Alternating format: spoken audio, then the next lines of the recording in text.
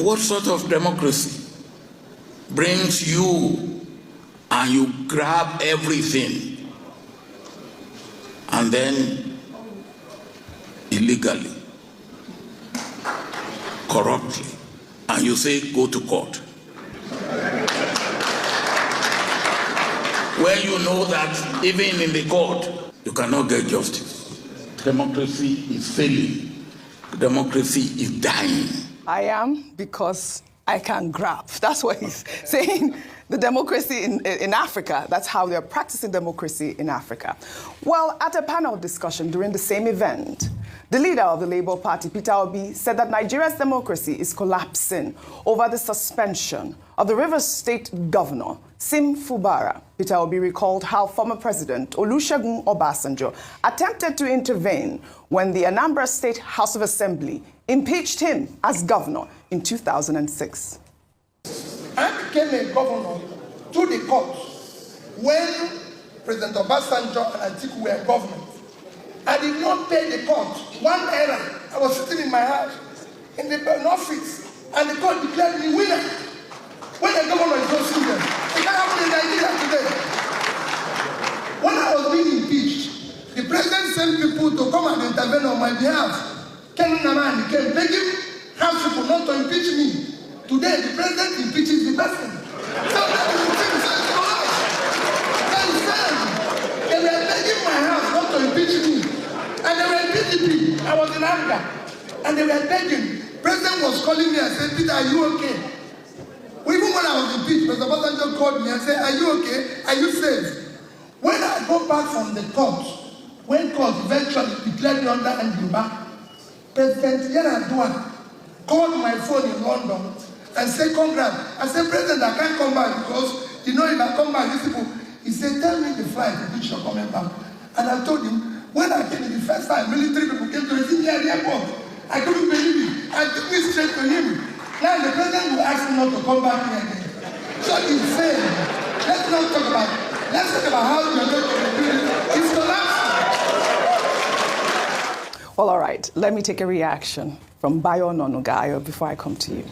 Well, he wrote on X, I listened multiple times to former Governor Peter Obi's statement in this clip where he claims that democracy has collapsed in Nigeria. His hyperbolic remarks, suited for headlines, have been made without deep reflection and a lack of solid logical foundation. How can a democracy that has strengthened over the past 26 years be said to have collapsed?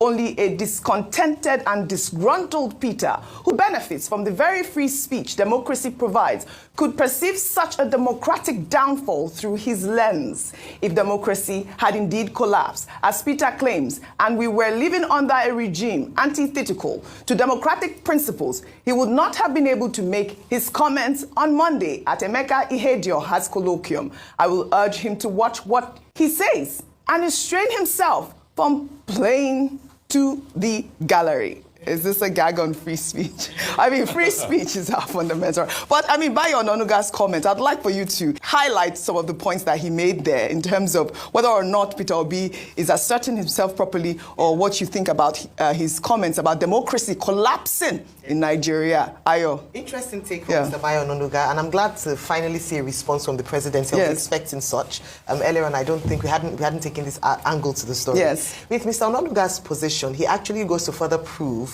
what Mr. Peter Obi was saying. Yes. A democracy is, well, I wouldn't go as far as saying that it has collapsed or it's collapsing. I'd rather toe the line of it's a work in progress. Unfortunately, I don't know how far the progress you'd say has been. And I'll just ask simple questions. Number one, the fact that this thought or idea that, oh, we're doing you a favor, that we're not coming down on you, you can speak freely. Freedom of speech, like you rightly said, is guaranteed by the Constitution of Nigeria. It is the right of every Nigerian. It is not bestowed on you. It is not a privilege. It is your right as a Nigerian citizen to express yourself in such a manner. And then if you want to even analyze how free freedom of speech has been under this administration, in only 2 years, they've come under a lot of criticism for their intolerance to feedback. And only just look at the example of the lady with the NYSC girl, the young Nigerian who came out to complain, not because she belongs to any party, and she was swooped down by NYSC and NYSC staff themselves. We've talked about people who were picked up because they insulted the president or laid curses of the president, and sometimes there's that blurring of line between culture and what is the law in terms of how dare you speak to your elders. At the end of the day, every Nigerian above the age of 18 is an employer of the elected president, because if you went to vote, part of your vote was used to employ who is sitting as president today. Then going to say that, I just want to ask a simple question in conclusion. If you look at how democracy started, talking about him saying we've made progress, and so the question is, are we really making progress 26 years down the line from 1999, where we came from military rule to civilian rule?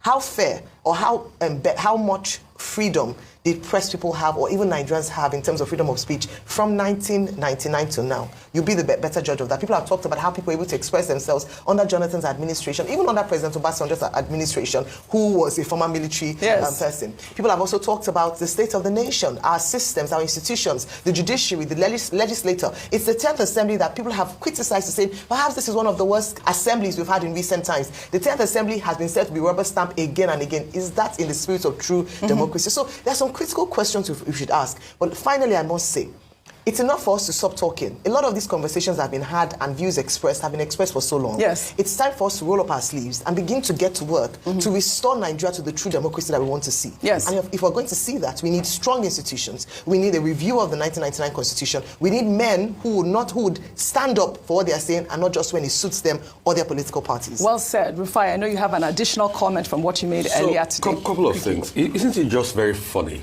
You see, this democratic thing too is also very funny. I don't think democracy is dying. I just think there's a reign of strong men, and their impunity follows them, because we don't have checks and balances in the system due to poverty, due to prebendalism, due to many factors, illiteracy as it were. But isn't it shocking today that Mr. Bayo onanuga, whose paper, The News, called, called state of emergency declared by Obasanjo dead, coup in another name. Coup in another name. Yes, that's what The News. Is it not? And all the things he condemned Obasanjo for, his president that is working for today, he's doing them, and he can't openly condemn them again. So you can see the way tides have changed. For him to say, oh, Mr. Peter Obi, he can only talk because there's democracy.